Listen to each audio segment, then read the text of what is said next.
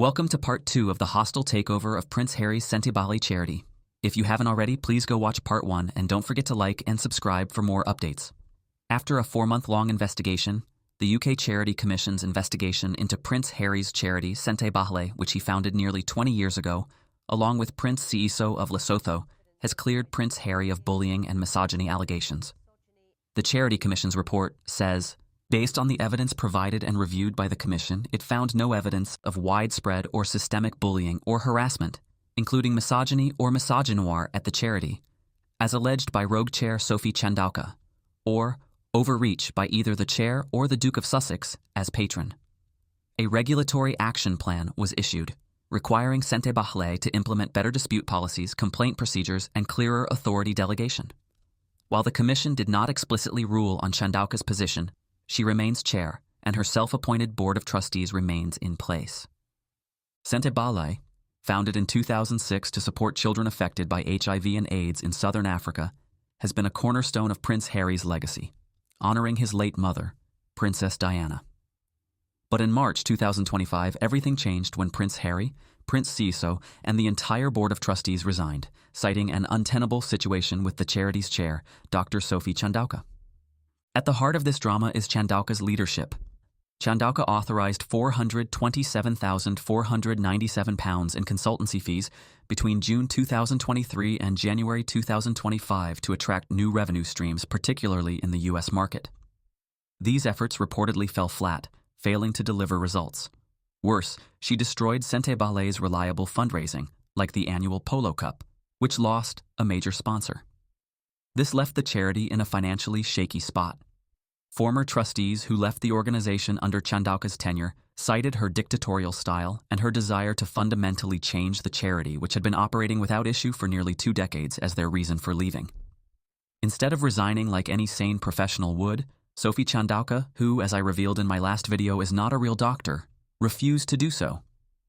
Instead, she accused the board of misogyny and bullying, claiming her push for African-focused fundraising was the reason she was being unfairly targeted, and claimed she was being pushed out of the organization as retaliation for voicing her concerns about misogyny, bullying, and how the organization was run.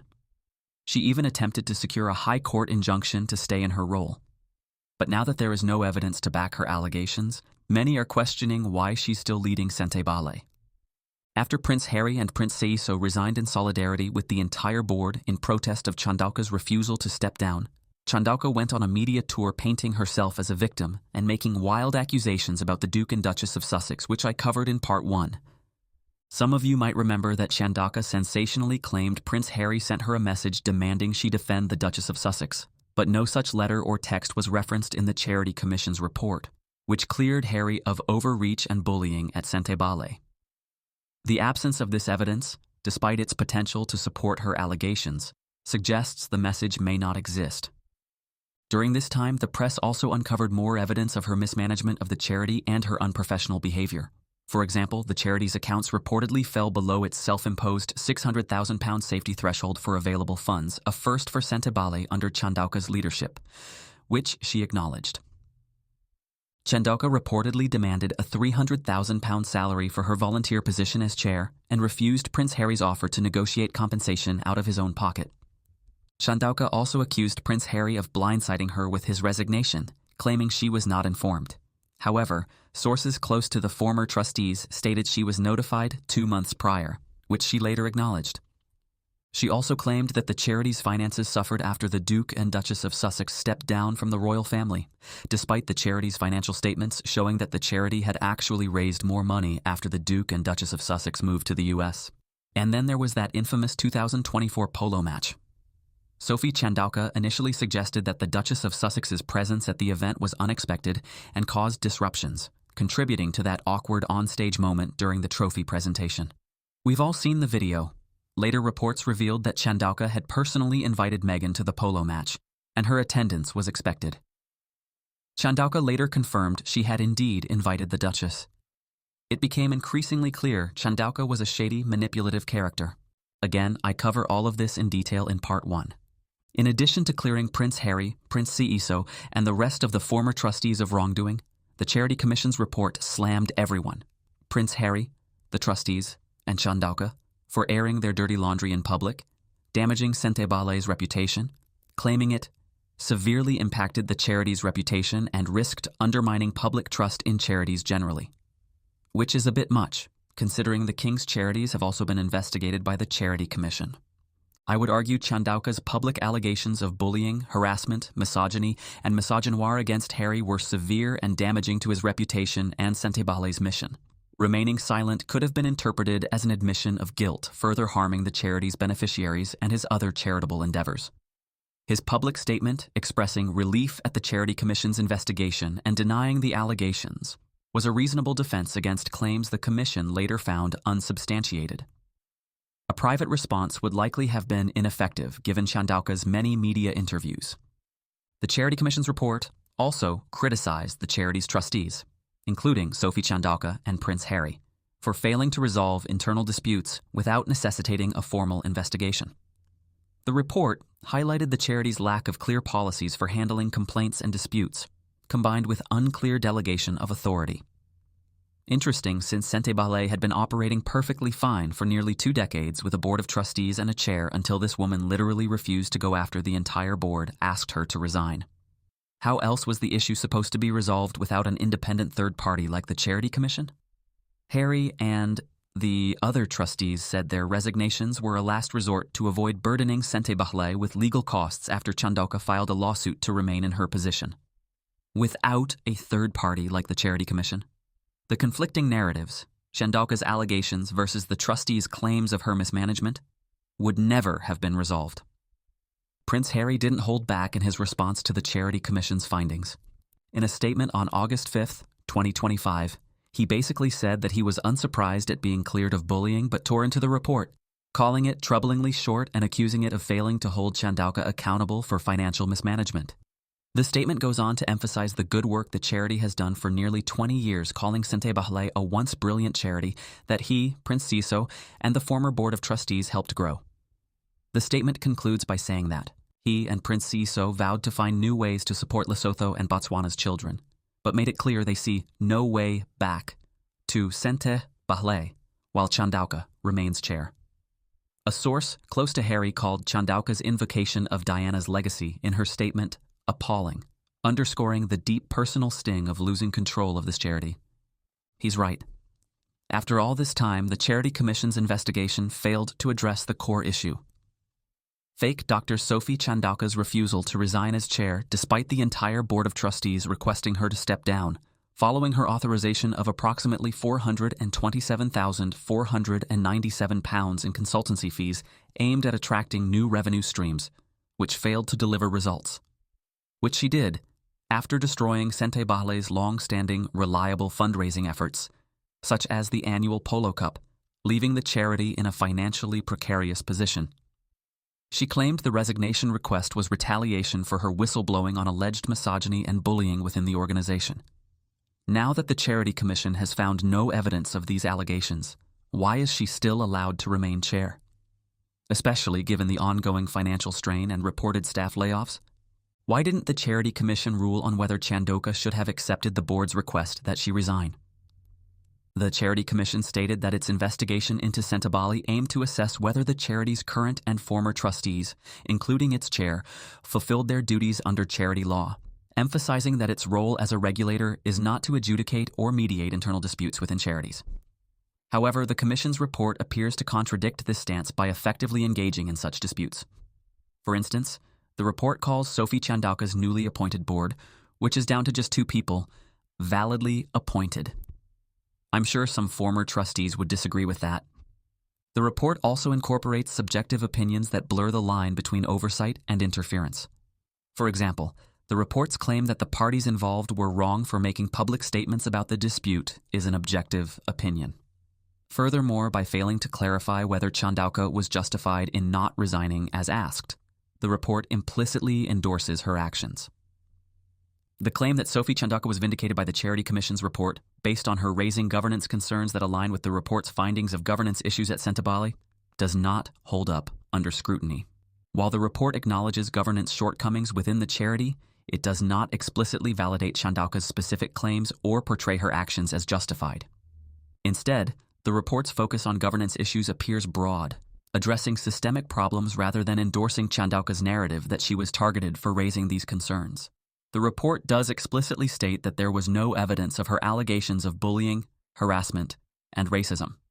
Also, Chandauka's claim that she's a whistleblower who was targeted for raising governance concerns was a convenient distraction from the real reason she was asked to leave: her alleged mismanagement of the charity, particularly in fundraising and excessive use of funds. Notably, the excessive spending was expected to be a key focus of the investigation, yet the report sidesteps this issue entirely, raising questions about the Commission's impartiality and thoroughness, which I'll cover in Part 3. The Charity Commission claims there was no evidence of overreach by Sophie Chandauka. But how is her refusal to resign at the request of the entire Board of Trustees not an overreach? In addition to not addressing the trustees' original concerns about Chandauka's mismanagement of funds, the Commission didn't look into reports raising concerns about potential conflicts of interest regarding consultancy. There's Don White linked to the Black British Business Awards founded by Chandauka, who was paid £26,110. Sarah Essien, who previously worked with Chandauka at Morgan Stanley and Nandi Life Sciences, received £41,451. And Ian Rawlinson, a newly appointed trustee who received £24,000 with his company, Global Philanthropic, receiving £21,000. An additional £66,000 was reportedly owed to him, though no invoice was submitted. All were paid using charity money as part of Chandauka's failed £500,000 fundraising scheme. Did Prince Harry and the rest of the trustees not include this information in their reports? Or did the Charity Commission completely drop the ball?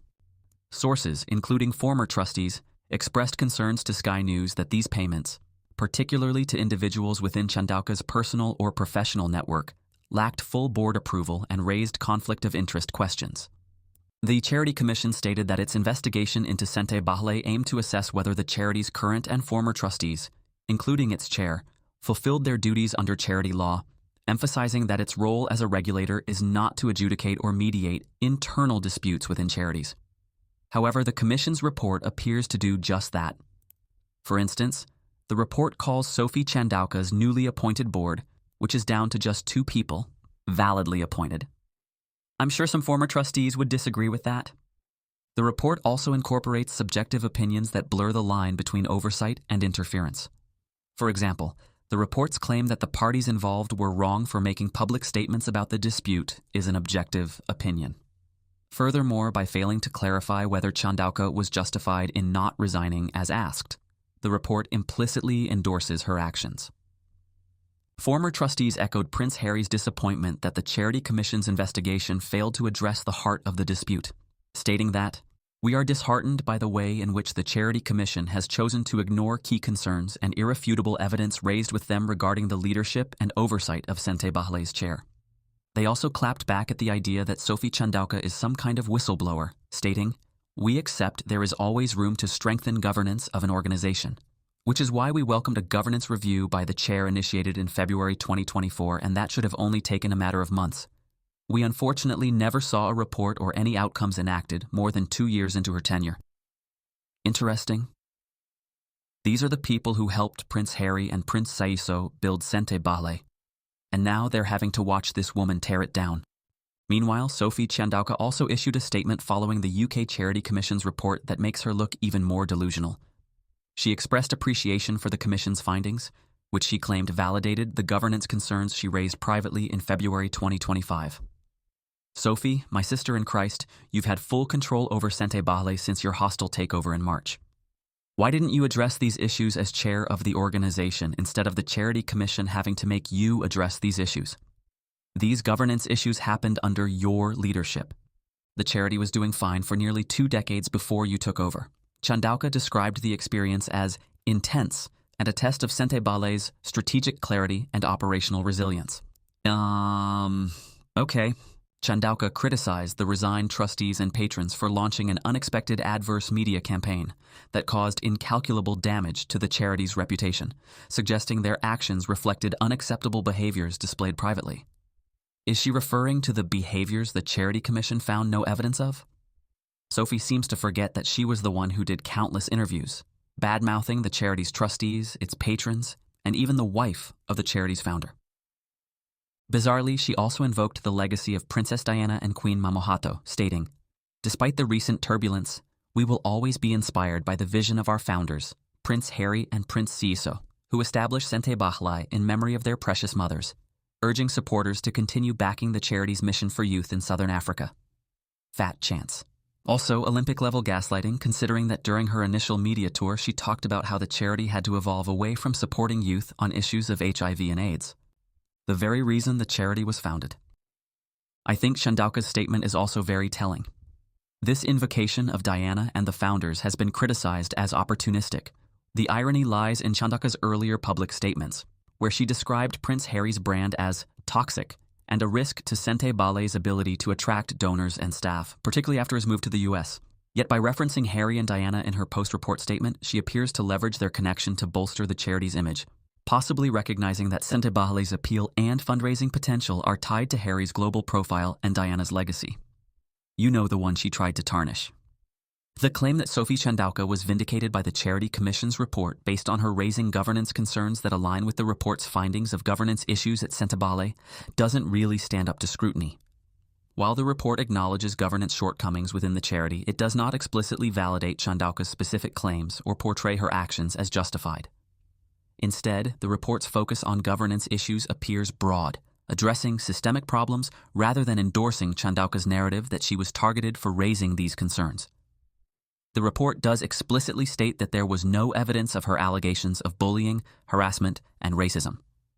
Also, Chandauka's claim that she's a whistleblower who was targeted for raising governance concerns seems like a convenient distraction from the real reason she was asked to leave: her alleged mismanagement of the charity's funds. Far from ending the conflict, the release of the Charity Commission report poured fuel on the fire. In the days after the report was made public, Chandauka, probably realizing that she looked like a liar, urged the Charity Commission to clarify that its report didn't specifically investigate or address individual allegations of bullying, harassment, or misogyny, particularly those directed at Prince Harry, even though it clearly did. Sources close to Prince Harry and the former trustees fired back, calling Chandauka's request provocative and pitiful. Exactly. Sophie Chandauka knew what she was saying when she accused Prince Harry of bullying, and now she's still desperately trying to make the accusations stick to him like mud in the absence of evidence. We're still waiting for proof of that message she claims Prince Harry sent her, demanding she defend the Duchess of Sussex. Sources close to Prince Harry also urged Chandauka to plainly state her concerns rather than making broad allegations, and redirect her energy to raising funds for Sente Bahlai. Royal reporter and chief mouthpiece for the Prince and Princess of Wales, Rebecca English, tried to frame Prince Harry's response to the Charity Commission report as Harry attacking yet another British institution, suggesting he's lashing out because the outcome favored Chandauka. She reports claims of late-night screaming matches over Sente Bahlai, which Harry's spokesperson denies, calling the allegations baseless. English's narrative portrays Harry as bitter and unwilling to accept the report's findings. Why should Harry just roll over and accept the findings of the report when it's clear the commission dropped the ball by not addressing the concerns about Chandauka's financial decisions? Especially since recent reports about the dire state of the charity since Prince Harry's departure appear to prove Prince Harry, Prince Siiso, and the former trustees right. Stay tuned for part 3, where I talk about Harry's next move, what links the Charity Commission has to the royal family, and the current dire state of Sente Bahlai under Sophie Chandauka. In the meantime, there's a Change.org petition requesting that Sophie Chandauka step down from her position as chair. As you can see, it has a pitiful number of signatures. Change.org petitions really only matter if they get media coverage and a lot of signatures anyway. But I'll still put the link in the description. Sadly, the best way to support Sente Bahlai at this time is to not engage with or support the charity financially while Sophie Chandauka remains in charge. As always, thanks for watching, and please don't forget to like and subscribe.